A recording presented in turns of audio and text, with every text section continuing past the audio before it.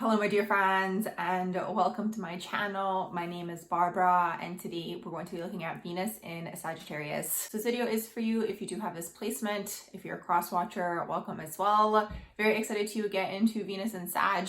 This is such an interesting placement to have your Venus in. For you guys, the title that came through as I was prepping for this video was Catch Me If You Can. That's the whole thing with this energy. Sagittarius energy is known to be the bachelor of the zodiac.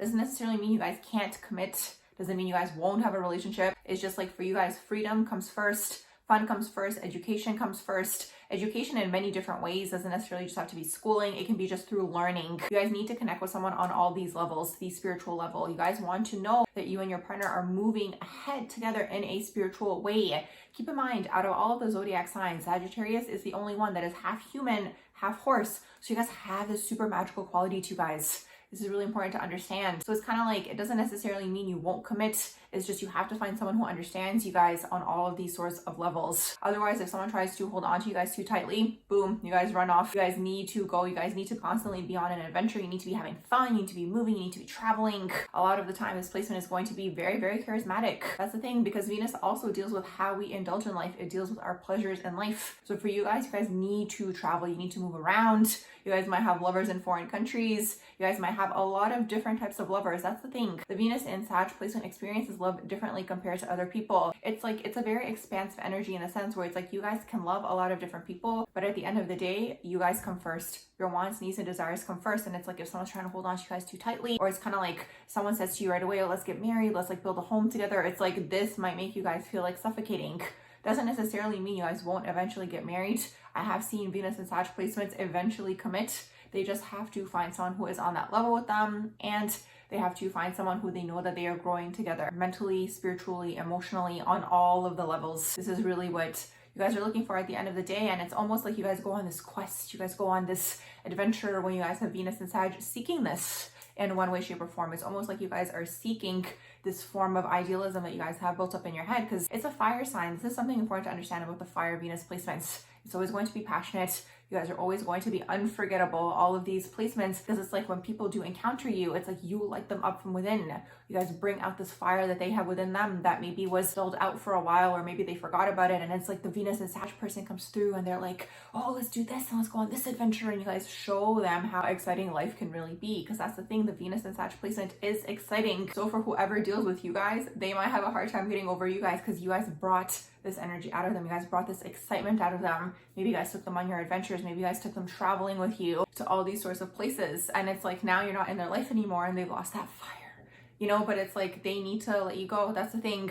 The best quote that I saw once was about like the hand and the dove, or maybe it's like a legend or whatever it is. But basically the whole story, the way that it goes is like, the dove is so beautiful, the person, the human, wants to hold on to the dove. But it's like if you hold on to the dove for too long, it can't be a dove anymore. It can't fly. That's the thing. It needs to be out in the wild, flying, doing its dove-like activities. So this is the whole thing here. It's the same metaphor. It's like the Sagittarius person needs to be Sagittarian. Like you guys need to be able to go on adventures. You guys need to be able to move around. Now this can go on such a huge range. You guys can be really into adrenaline, so things like skydiving and, you know, bungee jumping, like these types of things, because the Sagittarian energy can be very athletic. You guys need that adrenaline. You guys need that excitement. And you guys might find yourselves constantly seeking this and finding this. That's the thing. You guys are always going to put yourselves in situations where it's exciting, where you guys are moving around, where it's something that's new. So when it comes to relationships, it's kind of like, really depends on the person. You guys are going to have someone who understands this about you guys. If you guys are able to find someone that's going to be there after you guys go off on your adventure and come back, that could be something that works, or you guys go together. But if it becomes too claustrophobic, if it takes away from the element where you guys are able to meet other people and communicate with other people and, you know, hear other people's stories, that this person's kind of like, oh, I just need to be with you together all the time. Like, even if you guys are abroad somewhere, you guys are going to drop this person. It's just the way that it is, because it's like they need to allow you guys to have space and to do your own thing.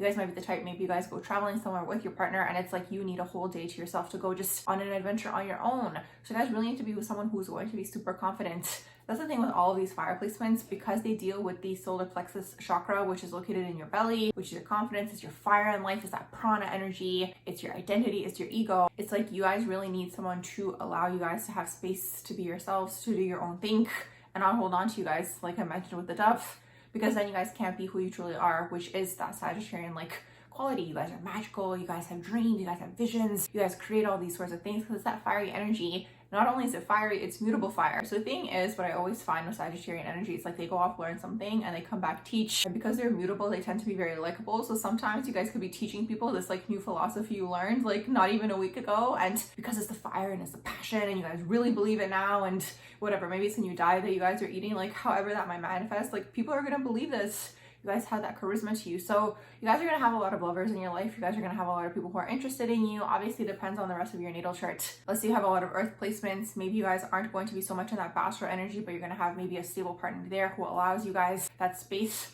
But that's the thing, like overall, this energy really wants to expand. They want to grow. For them, like the way that they view love and the way that they express their love is through these experiences. That to them is love. So because the focus is on that, you guys need to have a partner that understands that about you guys, that allows you guys to do these sorts of things. And because a lot of people aren't like this, that's probably why you guys get that label of bachelors of the zodiac or bachelorettes, because it's like most people want to hold on, most people want to stay together, they want to build together, they want to be in one spot. For you guys, this might even feel very, very suffocating. And most of the time, even if you guys do form this like deep connection with a person, it's like if they don't allow you this, you guys will leave them. That's the thing. And they're gonna have a hard time getting over you guys and forgetting you guys, because again, you bring that light, you bring that fire, you bring that expansion energy. It's Jupiter. That's really what Sagittarius is all about. It's like whenever you guys enter someone's life, you guys just make it better for them. That's really what it is. And you guys are aware of this. Because you guys are aware of this, you're able to detach. Like this energy would rather be on their own than be in a dynamic where it feels suffocating, or the person's trying to hold on to you, or the person's trying to control you or possess you, or these types of things. So the water Venuses, you guys probably are going to get along with them because they want to stay somewhere, they want to build, or they just want to be with a partner all the time, and you guys just want to be free. Because it's about the mind also. That's the thing. It's like,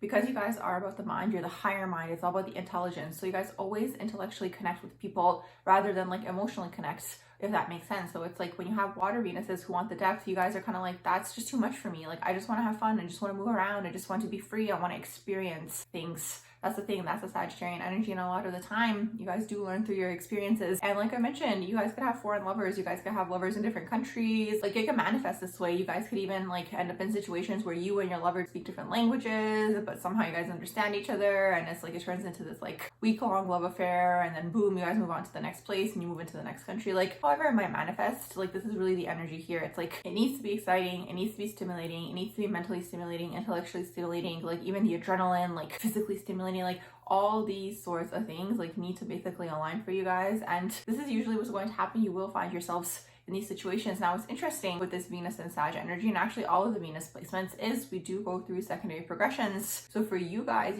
go out of Venus and Sag into Venus in Capricorn, which is very different energetically. So it's like people might get surprised. Let's say maybe people knew you when you were younger and you were like so like out there and traveling and, you know, doing the most and having all these lovers and like different places and long love affairs, short love affairs, like just like switching it up all the time. And it's like now you go into Capricorn and now you might go into tradition. Now you guys might be looking to settle down. It's like the energy of the candle that's burning, and it doesn't mean you're going to lose these aspects of yourselves when you go through secondary progressions. It's just really cool to see with secondary progressions as we age, how we change. It's interesting how that rhymes, but that's the whole thing here. So it's like when you guys are younger, or like maybe even the majority part of your life, it depends like where your Venus is. But for the earlier part of your life, when you have Venus and Sag, you are going to want to go on adventures. You're going to want to travel. You're going to want to have fun. Like this is going to be your priority. And when it comes to relationships and love, like you guys are going to just have a different perspective on it. You know, it's like you want it to be fun. You want it to be lighthearted. You want it to be an adventure. You want it to be an experience. That's the thing with the Venus and Sag. Everything is an experience for you guys. You want things to be an experience. So it's like your relationships and your love are going to be an experience as well. But at the end of the day, it's like the adventure's calling, you know, the plane ticket is calling, like moving around is calling. Even when we look at Venus as indulgence and money and all these sorts of things, like the Venus and Sag person is basically just going to make money to be able to travel. That's the whole thing here, or to move around, or to pay for their next adventure, or to pay for whatever their next wild idea is. You guys could really create a lifestyle for yourselves where you guys are doing this, you know, moving around energy, where you guys aren't in one place, because all of that feels very claustrophobic to you. It's like you guys feel like the soul is here to express, and you guys just want to experience everything. It's expansive. This is the energy. You guys can't feel confined.